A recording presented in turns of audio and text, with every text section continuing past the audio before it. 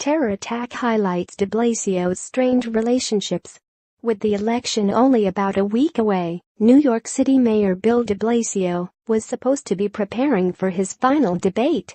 Instead, the Democrat was addressing the nation on national television, shoulder to shoulder with the governor and the police commissioner, as the city grappled with a deadly terror attack.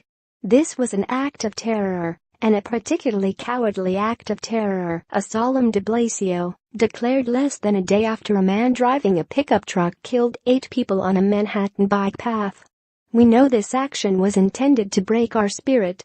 But we also know New Yorkers are strong, New Yorkers are resilient, and our spirit will never be moved by an act of violence."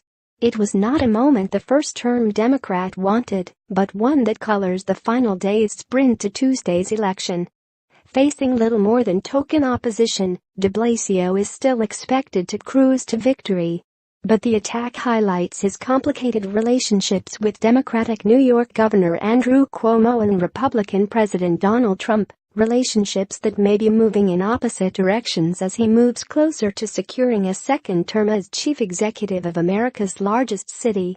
In a city where Democrats outnumber Republicans 6-1, de Blasio has lashed out at Trump with increasingly frequency as Election Day approaches. On the eve of the attack, he vowed to stand up to Donald Trump every single day during a campaign rally in which he and Vermont Senator Bernie Sanders, an independent, took turns bashing the Trump White House. He softened his tone only briefly in the hours after the attack, jabbing the president without using his name for calling for a crackdown on some illegal immigration in the wake of the New York City attack. Like most elected officials in blue states, the mayor has long opposed Trump's push to ban on immigration from several majority Muslim nations. There should be very, very careful vetting of anyone where there is an indication of a concern, but not because of their religion or not because of their country of origin, the 56-year-old de Blasio said. The mayor's leadership in the days after the attack and his repeated attacks against Trump bother independent mayoral candidate Bo Dietl, 66, a former police detective. The New York City mayor needs to have a good relationship with the president, Dietl said, to ensure the White House doesn't retaliate by withholding federal funding for public safety. This man is such a nonsensical idiot. He can't even sit down with the president. That means for the next 4 years we are not going to get federal money for our cops, Dietl said in an interview. This terrorist attack really made people re-look at this and say, do we really want a big bird to protect us? At the same time, de Blasio's turbulent relationship with Cuomo showed mild signs of improvement. Despite both being Democrats, Cuomo has jabbed de Blasio's leadership and policies for much of his first term. The clash is a political distraction at best, and at worst, an impediment to governance in a city in which the state government plays a significant role in public transportation and education, among other areas. A week before the attack, Cuomo seized on a photo of a homeless man sleeping on the subway to ding the mayor. De Blasio press conferences often feature multiple questions about the feud.